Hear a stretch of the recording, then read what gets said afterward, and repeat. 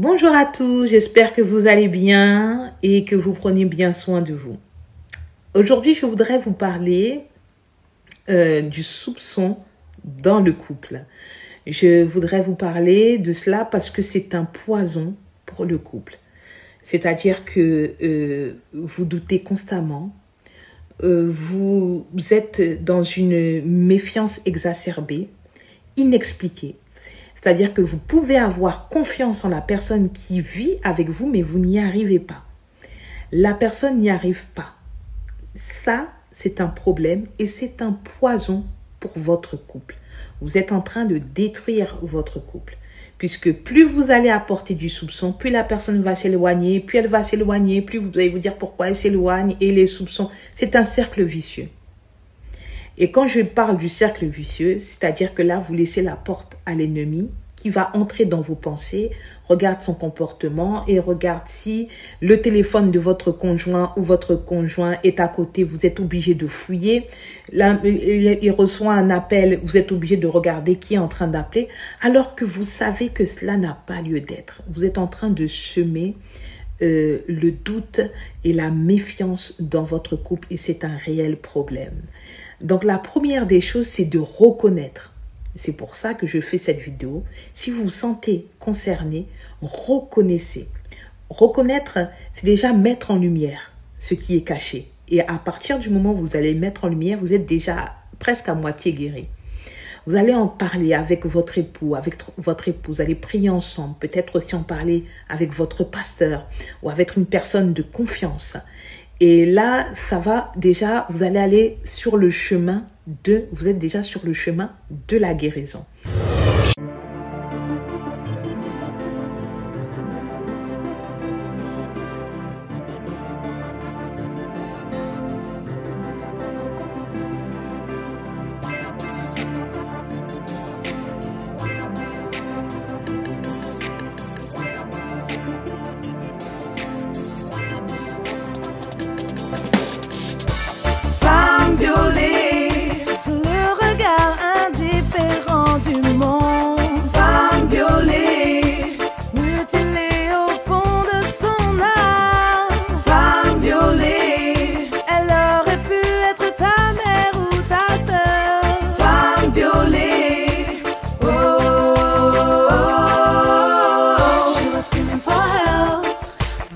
No longer exists in Kivu. His blood was flowing under the indifferent eye of patience. Abandoned, she was fighting alone for her life. Commonplace in this part of the world, late woman under the indifferent look of the world. Raped woman, mutilated deep in his soul. Raped woman, the road is up to his Christ. Raped woman, a crié à l'aide. La police n'existe plus à Kivu. Son sang coulait sous le regard indifférent des passants. Abandonnée, elle luttait seule pour sa vie. Fait banal dans cette région du monde. Femme violée sous le regard indifférent du monde. Femme violée, mutilée au fond de son âme. Femme violée, elle aurait pu être ta mère ou ta sœur. Femme violée.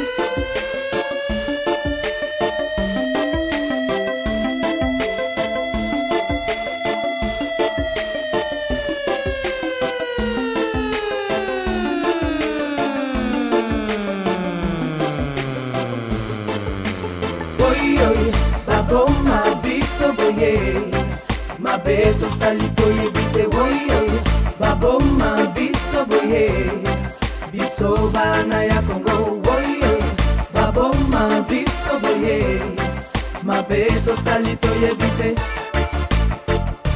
Nzambe yoka biso mawa Kona Congo tolelio Femme violée Great woman Femme violée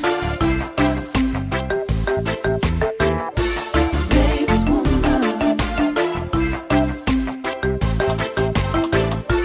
Femme violée Ne restez pas indifférents devant ces barbaries. Plus de 6 millions de morts, des milliers, des centaines de milliers de femmes violées et mutilées, des enfants soldats enrôlés de force et condamnés en quelque sorte à mort dans les champs de bataille, à Kivu, au Congo. Nous devons défendre les veuves et les orphelins. Voilà pourquoi je m'engage dans cette production musicale pour propager et résister pacifiquement à ces barbaries. Vous pouvez faire quelque chose. Diffusez cette vidéo au maximum de personnes. Diffusez-la et faites connaître la cause de ces oubliés du monde. Parce que pas de pétrole, pas d'argent, pas d'enjeux stratégiques et le monde n'en parle pas. Comme au tas de la Shoah, quand les Juifs étaient massacrés, le monde était complice.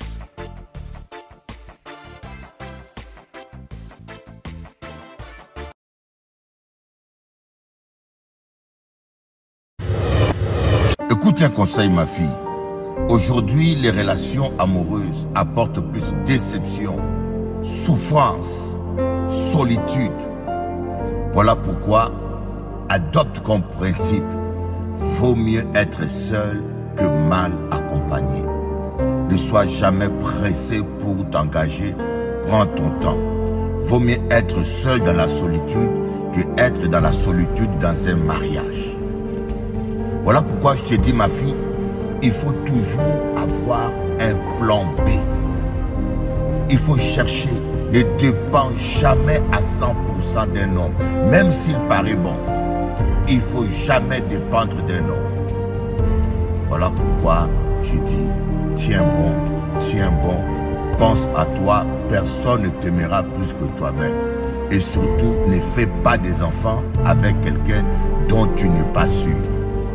Que Dieu te bénisse.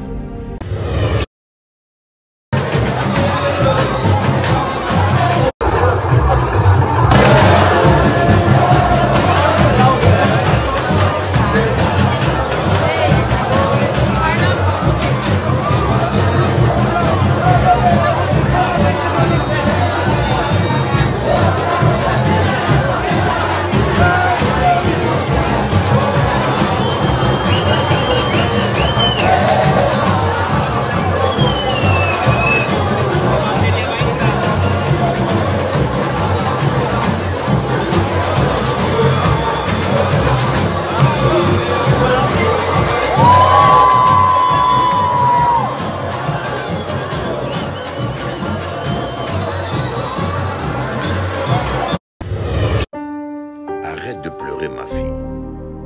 La vie continue. Le meilleur est devant toi. Si cet homme t'a quitté, c'est parce qu'il ne méritait pas une femme de ta valeur. S'il t'a abandonné, c'est parce qu'il devait te libérer pour que tu ailles vers ta destinée. Il y a quelqu'un sur ton chemin pour qui tu seras une reine, pour qui tu seras la plus belle rose que la terre n'ait jamais connue. Il y a quelqu'un sur ton chemin qui te traitera comme une reine. Vaut mieux être une reine dans une case en bois que esclave dans un palais doré. Pour tes enfants, reste sur toi, ma fille. Pour tes enfants, reprends courage. avec Dieu, le meilleur est devant toi.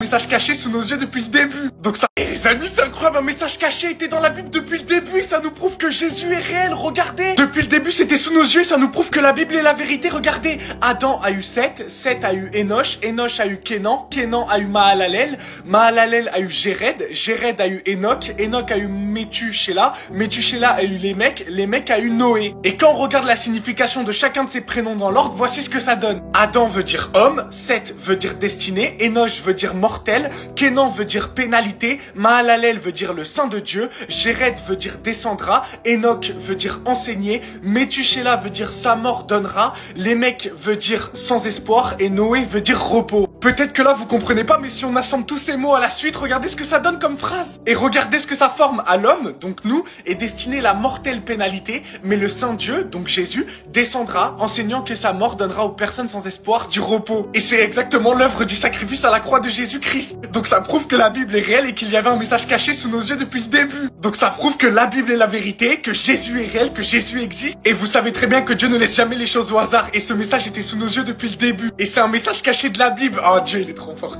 Jésus-Christ est incroyable. Jésus-Christ est le chemin, la vérité, la vie. Soyez abondamment bénis. Le Seigneur vous aime. Amen. Et les amis, ça...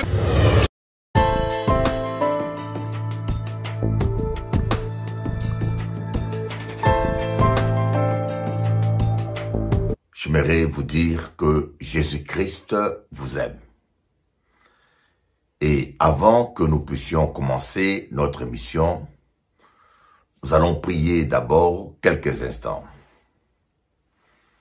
Tendre Père Céleste, puisses-tu nous parler, nous édifier, nous conduire. Puisses-tu parler à ton peuple ce matin.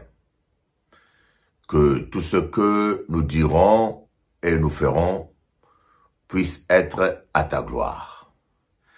Merci pour ta bonté et merci pour ta fidélité.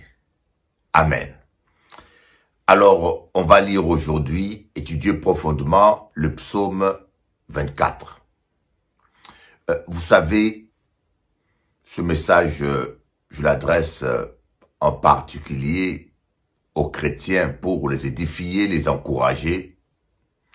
Et aussi, j'aimerais l'adresser à toute personne qui est découragée pour dire qu'il y a toujours une solution. Quelle que soit la situation dans laquelle tu te trouves aujourd'hui, il y a une solution. D'abord parce que Dieu t'aime. Peut-être tu ne le penses plus, tu ne le crois plus, et j'aimerais vous dire que Dieu t'aime. Et deuxièmement, ce n'est pas un hasard que, en ce moment, tu es en train de m'écouter et de me suivre. Je ne crois pas au hasard. Vous voyez, je ne crois pas au Dieu hasard. Parce que la plupart des gens qui se disent athées sont en effet de croyants. Comme j'ai toujours dit, il faut croire à tellement de choses incroyables pour devenir incroyant. Je ne pense pas que la nature peut créer un être parfait comme un être humain. Un être aussi complexe, ou je pourrais dire multicomplexe. Parce que la complexité du corps humain dépasse l'imagination. La peau a un fonctionnement. Les yeux ont un fonctionnement. Le cerveau, c'est tellement complexe le corps humain. C'est une merveille, le corps humain. Une merveille extraordinaire. Et penser que le hasard peut tout créer, c'est vraiment une croyance. Je peux faire croire en Dieu. Je crois que c'est 10 fois ou 1000 fois plus cohérent de croire en Dieu que de croire au hasard. Voilà pourquoi je voulais partager avec vous cette parole. Comment entrer dans la présence de Dieu. On va voir dans le psaume 24, à partir du verset 23, que ce que dit la parole de Dieu. Qui pourra monter à la montagne de l'Éternel, qui pourra se tenir dans son lieu saint? Celui qui a les mains innocentes et le cœur pur, celui qui ne se livre pas au mensonge et qui ne fait pas de serment trompeur. Il obtiendra la bénédiction de l'Éternel, la justice du Dieu de son salut. Telle est la génération de ceux qui te cherchent, qui aspirent après toi, Dieu de Jacob. La question est là. Et c'est la question même que David se posait. Je crois que c'est la question que la plupart d'entre vous se posent. Qui peut entrer dans son lieu saint, monter jusqu'au sommet de la montagne? Et ce n'est pas le temps que nous passons dans la prière qui compte. C'est le temps que nous passons dans la présence de Dieu. Alors ici, David lui-même se posait la question. Vous voyez, nous avons beaucoup de gens religieux. Vous voyez, des gens qui vont tous les dimanches à l'église. Malheureusement, ces gens religieux, certains sont pasteurs, certains sont prêtres, certains sont évêques, bishops, prophètes. Ce sont de personnes, parfois, qui n'ont pas une vie transformée. Parce que lorsque on entre continuellement dans la présence de Dieu, on est transformé de gloire en gloire. C'est comme Moïse qui a passé 40 jours. Il est allé à la montagne prier pendant 40 jours, mais Dieu se manifestait le 41e journée. Il n'a pas fait 40 jours obligatoirement dans la manifestation de Dieu. Sûrement la présence de Dieu était là avec lui pendant un temps, mais Dieu se manifestait surnaturellement à lui au 41e journée. Et lorsque Moïse a quitté la montagne bien-aimée, les gens savaient, les gens croyants ou pas croyants, le membre de sa famille, sa femme, tous les Hébreux savaient que cet homme-là venait de vivre quelque chose d'extraordinaire. Parce que son visage rayonnait. À un tel point que cela effrayait le peuple et Moïse était obligé de mettre un voile sur son visage pour ne pas faire peur aux gens. Trouvez-vous pas ça merveilleux qu'aujourd'hui, qu'il y a eu des chrétiens qui vivent tellement la présence de Dieu que les païens, les incroyants puissent naturellement voir cette gloire. Bien aimé, la gloire de Dieu n'est pas faite que pour l'Église. Malheureusement, des fois, il y a tellement d'églises à Paris, mais lorsqu'on marche dans Paris, où on est musulman, ou un croyant, ou bouddhiste, on ne voit pas où est Jésus à Paris. Voyez, les manifestations, c'est dans les églises simplement. Mais Dieu veut que sa gloire soit palpable. Dieu veut que tous les hommes soient sauvés. Alors, pour entrer dans la présence de Dieu et vivre la transformation, il ne suffit pas seulement d'aller tous les dimanches à l'église. Il ne suffit pas seulement d'aller tous les dimanches chanter des cantiques. Il faut plus que cela. Et voilà ce que je voulais partager avec vous. On va les lire dans 1 Timothée chapitre 28. Je vais donc que les hommes prient en tout lieu, en élevant des mains pures, sans colère ni arrière-pensée. Je veux donc que les hommes prient en tout lieu, en élevant des mains pures, sans colère ni arrière-pensée. Et vous voyez, l'apôtre Paul vient confirmer ce que David disait des centaines d'années avant lui. Vous voyez, la Bible est un livre qui a été écrit par différents auteurs qui ne se contredisent pas, qui disent tous la même chose. C'est la preuve que c'est vraiment un livre qui a été inspiré par une même et seule personne, Dieu le Père. Et cela dans un temps très large, à diverses époques, divers endroits. Voilà pourquoi je crois à la Bible. David a dit, qui peut monter à la montagne de l'Éternel, qui peut entrer dans son lieu saint. Et il dit, première condition, celui qui a les mains lavées. Et l'apôtre Paul dit dans 1 Timothée chapitre 2 verset 8, je veux que les hommes en tout lieu prient, lèvent des mains pures. Et quand on dit lever les mains pures, cela ne veut pas dire faire comme font les musulmans, laver les mains avant de prier. Ça, c'est mal comprendre les choses de Dieu. Voyez, laver les mains dans l'eau avant de prier, c'est pas ça la pureté, ça c'est l'hygiène.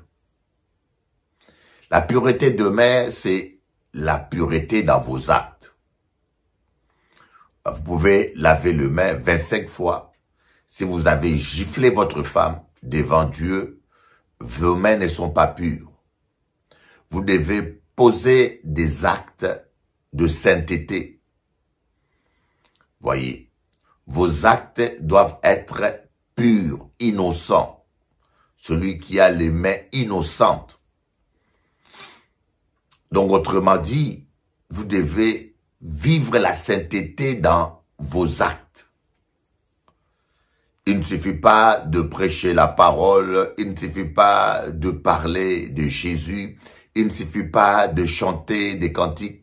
D'ailleurs, on n'a pas dit que celui qui est prophète, il ne s'agit pas de titres ecclésiastiques, il ne s'agit pas de l'expérience, il ne s'agit pas de sacrifice.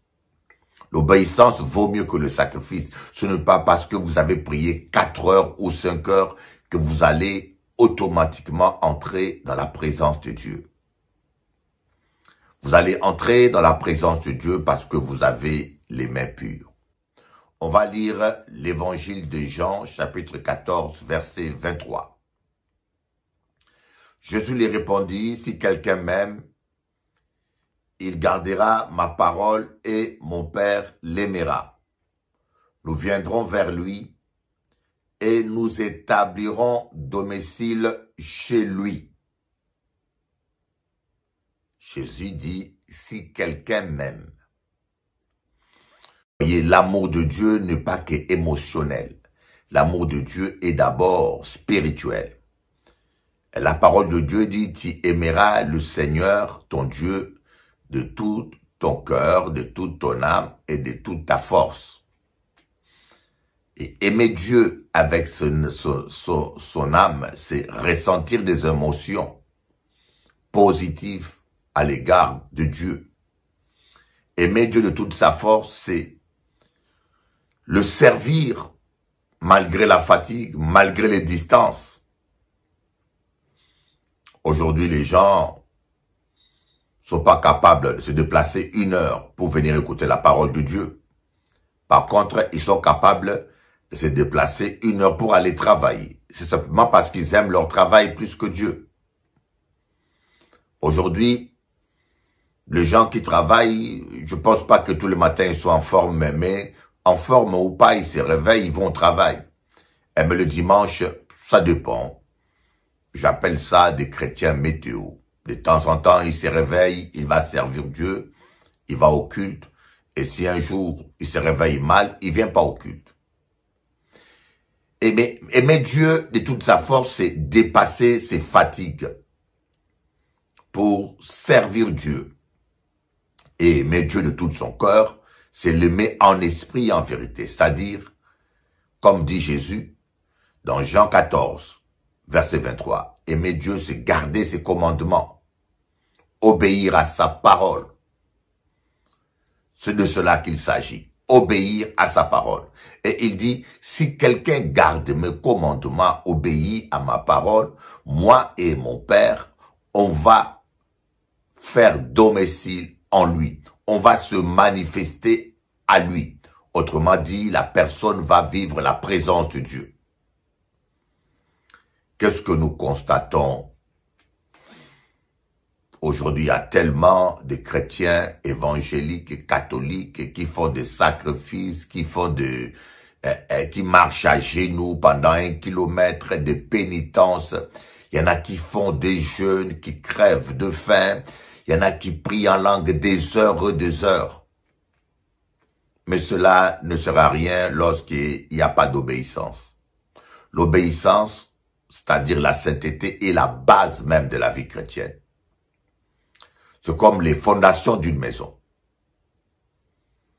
Chez moi ici, j'habite à Champs-sur-Marne, hein, on est en train de construire des immeubles parce que le Grand Paris, le RER Grand Paris va passer à quelques centaines de mètres de chez moi. Donc la zone a pris de la valeur. Il faut voir, on construit des immeubles, mais il faut voir le temps que ces gens ont pris simplement pour la fondation. Parce qu'un immeuble aussi grand qu'il soit, aussi haut qu'il soit, si les fondations ne sont pas solides, c'est comme une maison bâtie sur du sable. Ça ne tiendra pas. Il faut que les fondations soient solides. Et c'est pareil, la prière, le jeûne, tout ce que nous faisons. Si cela n'est pas basé sur la parole de Dieu, l'obéissance, si je vis dans le péché, je vis dans le mensonge, je vis dans la haine, je peux prier autant que je veux. Je perds mon temps.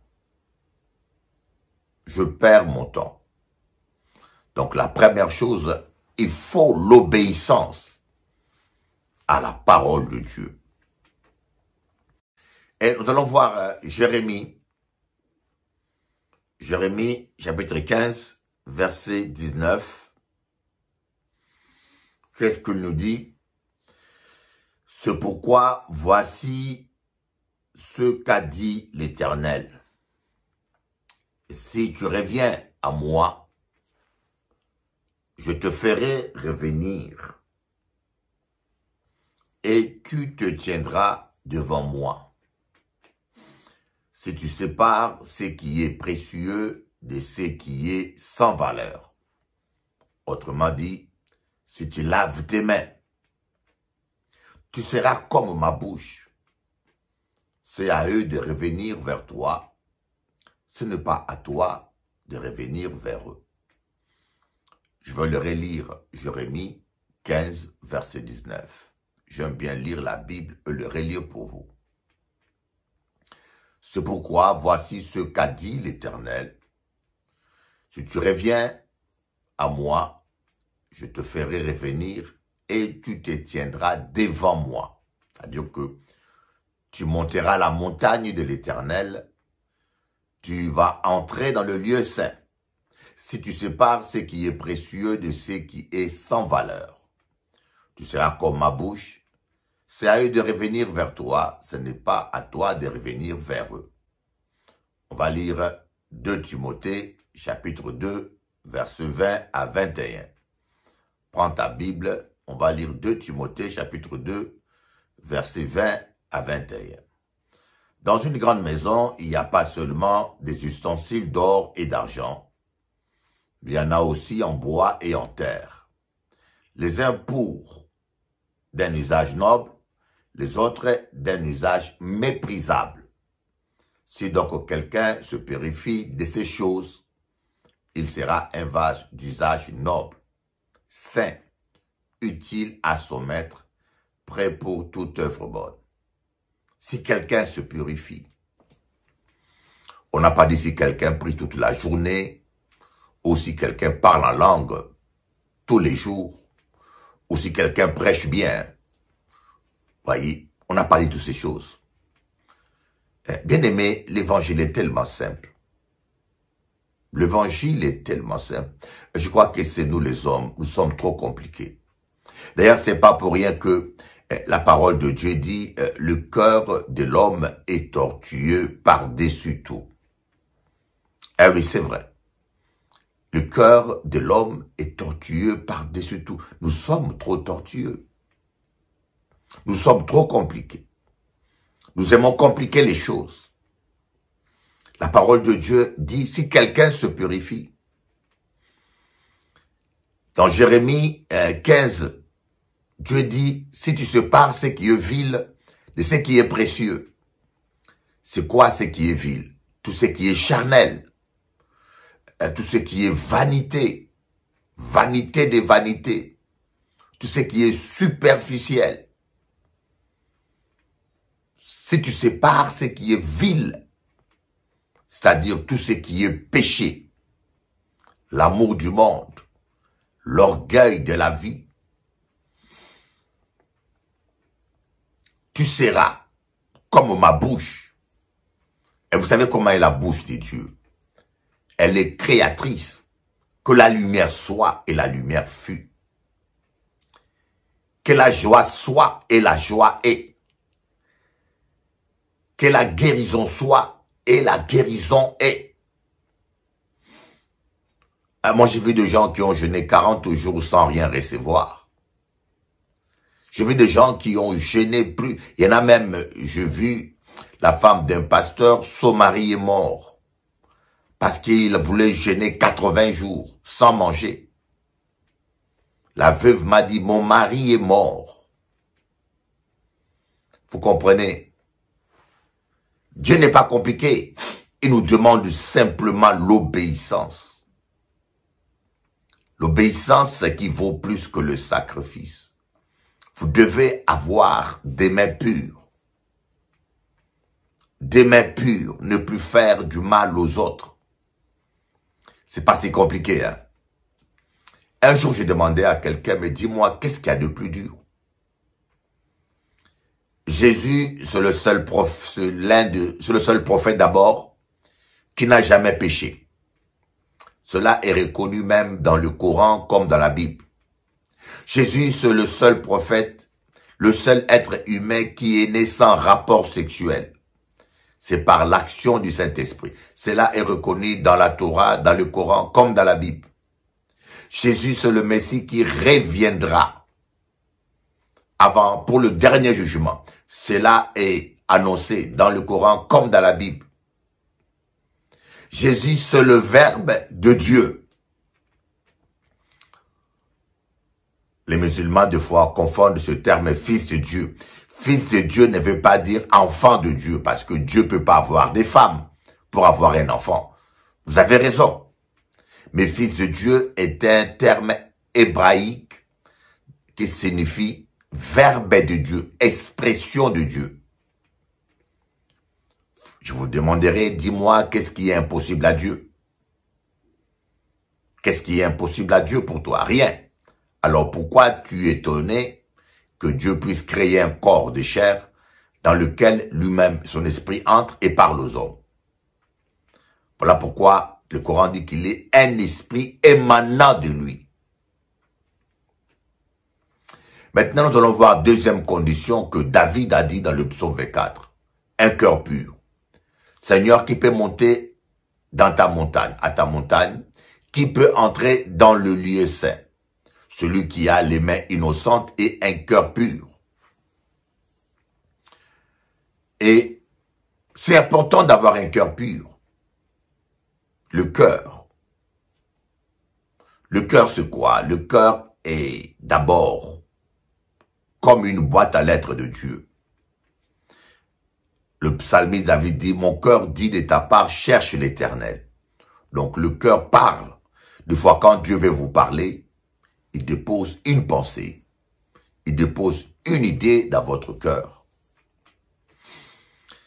Et quand votre cœur est pur, c'est là où va germer des idées qui valent des milliards et des millions. Le cœur est comme un pot de fleurs pour la parole de Dieu. Quand la terre est bonne, la sémence pousse. La parole de Dieu est une sémence. Quand votre cœur est pur, le pot de fleurs est bon, la terre est bonne, la parole de Dieu qui entre dans ton cœur pousse. Le cœur est aussi la maison de l'esprit. L'esprit de Dieu vient habiter dans votre cœur. Il n'est pas dans votre chair. Vous voyez, c'est la raison pour laquelle votre bras peut être malade sans que l'esprit soit malade, parce que l'esprit habite dans votre esprit, donc votre cœur. Voilà pourquoi, des fois, il y a eu toujours ce débat doctrinal qui n'a pas même lieu d'être. Est-ce qu'un chrétien peut être envoûté par un démon? Oui. Un démon peut habiter dans ton bras parce que te rend malade, il te rend infirme. On a bien des chrétiens infirmes. Un démon peut entrer dans ton âme et te rend anxieux, colérique. Mais l'Esprit de Dieu est dans votre esprit. Ces trois mondes, ces trois domaines qui sont parallèles. Le cœur, ton cœur est aussi le trône de Dieu. Dieu veut trôner dans ton cœur. Voyez, ce que vous aimez le plus, c'est celui qui est votre Dieu. Il faut que vos pensées soient captives à Christ. Nous allons voir un verset dans Job, chapitre 22, à partir du verset 21 au verset 30. Le bénéfice d'un cœur pur, Job 22, à partir du verset 21 jusqu'au verset 30. Réconcilie-toi avec Dieu, sois en paix avec lui. C'est ainsi que tu connaîtras le bonheur. Accepte donc l'enseignement qui vient de sa bouche et mets ses paroles dans ton cœur. Tu seras restauré. Premier bénéfice, la restauration.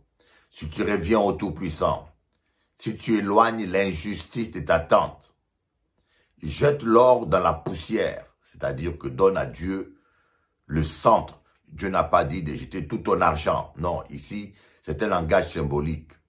C'est-à-dire que si l'or est ton idole, il faut le jeter dans la poussière. L'or d'Ophir parmi les cailloux des torrents. Et le Tout-Puissant sera ton or, ta réserve d'argent. Alors tu feras du Tout-Puissant tes délices, tu leveras ton visage vers Dieu, tu le prieras, il t'exaucera. Deuxièmement, l'exaucement de prière, et tu accompliras tes vœux, l'accomplissement de tes vœux. Tu prendras une décision et tu la verras se concrétiser. Extraordinaire. La concrétisation de tes projets. Quatrièmement, la lumière brillera sur tes chemins. La gloire de Dieu va briller sur ta vie. Quand viendra l'abaissement, tu diras, debout, Dieu sauvera celui qui est humble. Il délivrera même le coupable qui devra sa délivrance à la pureté de tes mains. Voyez, Job est inspiré par le Saint-Esprit, là, il parle du cœur et des mains pures aussi. Est-ce que vous comprenez, vous arrivez à comprendre l'importance d'avoir un cœur pur et d'avoir les mains pures? Je ne sais pas si vous arrivez à comprendre l'importance de cela. C'est très important que vous ayez un cœur pur et des mains pures. Voyez, ici, on ne parle pas de prière encore. D'ailleurs, quand vous lisez Ésaïe 1, l'Esprit de Dieu dit, en vain vous multipliez les prières. Quand vous levez vos mains vers moi, vos mains sont pleines de sang. Je détourne mes yeux de vous, car vos mains sont pleines de sang. Tu me diras, mais je ne maudis personne, je ne tue personne. Mais chaque fois que tu es quelqu'un, devant Dieu, c'est comme si tu l'as tué dans ton cœur. Chaque fois que tu souhaites le mal pour quelqu'un, c'est de la haine, c'est du sang dans tes mains. Vous voyez dans ce passage, avoir un cœur pur. Ici, on ne parle pas de prier 1 heure ou 2 heures, non. Seulement la pureté du cœur. Il y a des gens qui disent ne mangez pas les cochons, ne buvez pas, même un verre de bière est un péché. Mais Jésus-Christ s'est dit, rien de ce qui entre dans la bouche ne suit un homme. Ce n'est pas ce qui entre dans la bouche qui suit l'homme. Je ne sais pas si vous comprenez le français ou pas. C'est s'enivrer qui est un péché. Vous me direz, Samson n'avait pas pris une goutte d'alcool, ni de produits d'alcool. Mais Samson était un Nazaréen. D'après la loi mosaïque, le Nazaréen devait pas prendre même un jus de raisin. Ça, c'est d'après la loi. Mais nous sommes plus sous la loi. Je ne sais pas pourquoi certains pasteurs aiment rajouter des contraintes à des gens. Des contraintes inutiles. Mais ça sert à quoi de ne pas prendre un verre de vin, mais d'être haineux, de vivre dans la rivalité, dans le mensonge, dans la compétition. Souvent, nous, les ministres de Dieu, malheureusement, nous sommes devenus des professionnels de la compétition. Dans mon pays d'origine, le Congo, les pasteurs s'empoisonnent entre eux. Ils sont arrivés à ce point. Ils sont arrivés à ce point de ne pas, je voyageais dans mon pays, on m'a dit, ne bois pas même un verre d'eau quand tu vas prêcher dans une église. Imaginez-vous, vous allez chez des enfants de Dieu, vous ne devez même pas boire un verre d'eau, sinon on risque de vous empoisonner. Quelle image du christianisme au Congo, RDC. Troisièmement, nous allons voir celui qui ne ment pas, le mensonge. Le diable est le père de mensonge.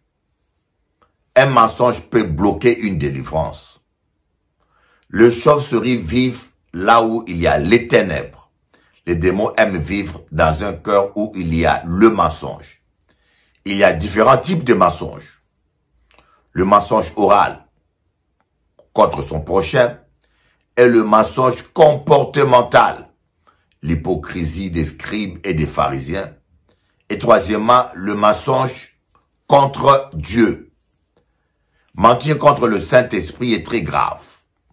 Lorsque le Saint-Esprit révèle quelque chose en songe ou en prophétie, il ne faut jamais nier cela, c'est très dangereux. Nous allons lire Actes chapitre 5 à partir du verset 3. L'histoire d'Ananias et Saphira. Pierre lui dit, Ananias, pourquoi Satan a-t-il rempli ton cœur au point que tu aies menti au Saint-Esprit et gardé une partie du prix du champ? S'il n'avait pas été vendu, ne te resterait-il pas? Et après l'avoir vendu, n'avais-tu pas le droit de disposer du prix? Comment as-tu pu former dans ton cœur un projet pareil? Ce n'est pas à deux hommes que tu as menti, mais à Dieu. Quand Ananias entendit ces paroles, il tomba et expira. Une grande crainte s'empara de tous ceux qui l'apprirent. Faites attention, bien-aimés. Faites attention, ne mentez pas contre le Saint-Esprit. Vous savez, vous ne pouvez pas vous imaginer combien de gens mentent. D'ailleurs, le mensonge est devenu le style de vie. Le vendeur qui vous vend une voiture vous ment des fois. Le vendeur qui vend une maison, même dans le commerce, le mensonge, le meilleur vendeur, c'est le meilleur menteur. Des fois, il vous vend des choses dont vous n'avez pas besoin. Des fois, il vous vend des choses. Des fois, vous avez simplement d'un petit ordinateur qui a besoin d'un pupitrage, d'une connexion Internet. Mais le monsieur va vous vendre un ordinateur qui vaut 10 fois plus cher et qui est destiné à des professionnels de montage vidéo. Il sait bien que la personne n'a pas besoin de faire un montage vidéo, c'est pas son métier, que la personne a besoin d'un ordinateur élémentaire pour un pupitrage. Mais le monsieur va vous vendre un ordinateur super puissant parce qu'il veut faire le chiffre d'affaires, parce qu'il veut faire rentrer beaucoup d'argent. Et je vous dis, quand vous allez dans un magasin, soyez très prudent quand vous allez écouter un vendeur. Des fois, il vous conseille une voiture, non pas pour votre bien-être, non pas que le produit correspond à vos besoins, mais plutôt le produit correspond à ses objectifs commerciaux. Vous comprenez? Des fois, on vous vend des choses à 3 fois le prix de celles dont vous avez besoin vraiment.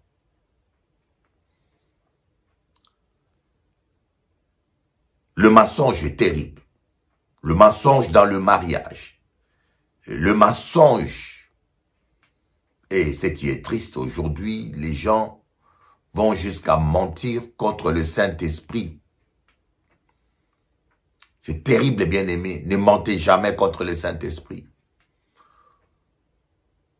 Parfois, parce que si vous mentez contre le Saint-Esprit, vous n'êtes plus pardonnable. Quand Dieu parle à ton mari ou à ton pasteur, par prophétie, par révélation ou par la parole de connaissance, ne mentez pas. Vaut mieux ne pas répondre. Vaut mieux refuser de répondre. Trouvez un autre moyen, refusez de répondre, mais ne tombez pas dans le piège du mensonge. Ananias et Saphira sont morts. Voilà. La Bible dit que c'est la raison pour laquelle beaucoup, dans 1 Corinthiens 11, sont décédés. Voilà, c'est la raison pour laquelle un grand nombre sont décédés. C'est la raison pour laquelle il y a beaucoup de malades parmi les chrétiens, à cause du mensonge, du péché. Des gens qui vivent consciemment. Je connais une personne qui vit dans le péché pendant des ans. Pendant des ans, la personne prêche, chante dans la chorale, la personne sert Dieu dans l'église et pendant 1 an, il fréquente un païen. Pendant 1 an, et tous les dimanches, il prend la Sainte Seine. D'autres, c'est pendant 3 ans. La personne vient à l'église, il vous prêche comme je vous prêche là. Il vous parle de Dieu. Et je connais aussi quelqu'un, un pasteur, en Guadeloupe. Ce n'est pas des bons exemples, mais c'est pour vous montrer que un être humain est un être humain. Ne vous appuyez jamais sur un être humain, même pas sur moi. Appuyez-vous seulement sur Jésus, sur Dieu. Seul Dieu ne vous trahira jamais. C'est terrible aujourd'hui, on vit dans un monde terrible, bien-aimé. Quelqu'un qui se dit pasteur, qui fréquente la femme de son ami pendant 1 an. Il prêche, il prend la Sainte Seine, il impose les mains et pendant 1 an, il sort avec une femme mariée et pas n'importe quelle femme, la femme de son mari. Et ça dépasse. Ça dépasse mon entendement. Mais je ne juge pas, mais je condamne cet acte-là. Voilà comment les gens se condamnent eux-mêmes. Et finissent mal. Finissent mal. Et je vis sur YouTube une histoire. D'ailleurs, vous pourrez le suivre. Hein, c'est marqué « Marié avec le diable ». Marié avec le diable. Un Américain, un boxeur américain, qui a arrêté la boxe, qui a divorcé, sa femme est partie avec les enfants, et il s'est remarié avec une femme, une Mexicaine. Il a rencontré une Mexicaine, et elle était jolie. Nous les hommes, nous regardons trop la beauté. Hein. La Mexicaine, elle était jolie, ils ont commencé à se fréquenter, à vivre ensemble. Après, ils se sont mariés. Et à un moment donné, la Mexicaine est devenue américaine. Ils ont créé un salon, un salon de sport, une salle de sport, une société. Lui, il entraîne les hommes à la boxe et la Mexicaine fait de la gymnastique avec les gens. À un moment donné, la Mexicaine change. La Mexicaine change, mais les parents de la fille savaient que la fille avait un problème. Tout le monde savait que cette fille-là était diabolique. Et la Mexicaine change, les relations se sont détériorées. Le monsieur ne comprenait pas pourquoi. Et la Mexicaine a décidé de tuer le monsieur. Une femme est dangereuse, hein, quand elle vous déteste. Elle est merveilleuse quand elle vous aime. Le monsieur couche avec sa femme au lit, mange avec sa femme, mais la femme veut le tuer. Alors ce boxeur avait un copain d'enfance qui était en prison, qui était dans la délinquance et qui est sorti de la prison. Et ce copain, ce monsieur boxeur l'a adopté, lui a intégré, a commencé à l'entraîner. Et il lui a donné du travail. Et ce monsieur, son ami, commençait maintenant à entraîner aussi. Et son ami s'est rapproché de sa femme. Et sa femme a commencé à flirter, à fréquenter son meilleur ami, voulait le fréquenter. Mais n'ont pas encore entamé la relation, ils se sont rapprochés. Et c'est là que sa femme va parler avec son meilleur ami, pour lui dire que elle veut tuer son mari. Alors le monsieur, comme il avait quand même la reconnaissance, hein, c'est pas tout le monde qui est ingrat, le monsieur va voir sa femme, son ami lui dit, écoutez, fais attention, ta femme veut te tuer, ta femme m'a parlé, elle veut te tuer. Son ami était choqué, même à un tel point qu'il avait du mal à le croire. Et qu'est-ce que le monsieur a fait? Le monsieur a enregistré la femme. Lui a montré à son ami, boxeur, regardez, sa voix. Ils sont allés voir la police. La police a dit, ce n'est pas une preuve absolue. Ce n'est pas une preuve parce qu'elle peut nier, elle peut dire qu'elle a parlé dans la colère ou dans la dépression. Ça ne tiendra pas devant un jury. Il faut plus de preuves. Le procureur a décidé de déclencher une enquête. Le FBI est rentré dans l'affaire. Alors, le FBI a mis des écoutes. On a enregistré la femme, mais ça ne suffisait pas. Le FBI a fait un montage. Il a demandé au monsieur, à l'ami du monsieur de continuer de jouer le jeu pour voir jusqu'où cette femme ira. Alors, ce jeune homme, l'ami du boxeur, a dit à la femme du boxeur, je trouvais quelqu'un qui est prêt à tuer ton mari. Tu donnes combien? 1000 $. Il a pris 1000 $. Tout était enregistré. On a donné à un faux bandit. Le faux bandit était un agent de FBI. Il lui a donné, le faux bandit, ils ont pris même rendez-vous dans un parking. La femme est venue. Il a donné les gants du boxeur, qui étaient des gants avec des diamants. Il a donné tout. Et c'était terrible, hein? Croyez-moi, terrible. Et alors ils ont fait un montage, et le FBI a dit au monsieur, je veux que tu fasses semblant que tu es mort. Ils ont pris le monsieur, il a disparu, ils lui ont mis un maquillage, ils ont fait un montage comme dans les films, ils ont mis des tomates là, ils ont fait tout ce qu'il faut. Ils ont creusé même un trou, ils ont mis le monsieur dans le trou, et ils ont pris des photos comme s'il était mort par balle. Ils ont donné cela au faux bandit, au faux meurtrier qui est agent de FBI. Il est allé, il a donné ça à l'ami du boxeur. L'ami du boxeur est allé voir la femme du boxeur. Il lui a dit, on l'a tué. La femme a dit, tu es sûr qu'il a vraiment descendu? Oui, on l'a tué. Tu vois pas qu'il a disparu?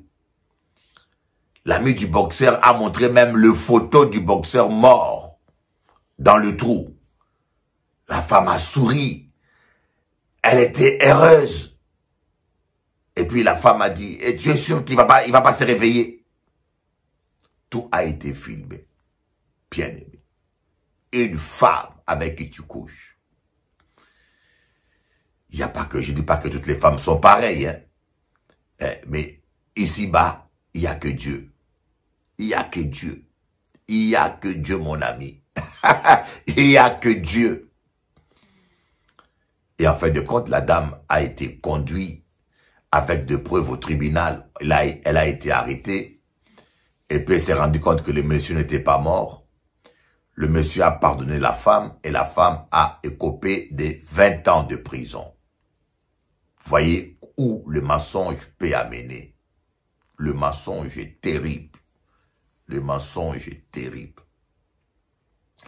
On commence par des petits mensonges. Hein? On commence par des petits mensonges et on arrive à des gros mensonges. Vous ne pouvez pas triompher du mensonge. Non, avec le mensonge. Vous ne pouvez pas triompher avec le mensonge plutôt. Et puis troisièmement, celui qui ne prête pas serment, qui ne renie pas son serment. Dieu aime les hommes qui respectent leurs paroles. Vous devez apprendre à respecter votre parole. Voilà un peu ce que je voulais partager avec vous. Que Dieu vous bénisse. Si vous voulez vivre la gloire de Dieu, ce n'est pas toutes ces prières kilométriques. Non. C'est la pureté de main, la pureté du cœur. Vivre dans la parole et demeurer dans la parole. Soyez bénis. À bientôt.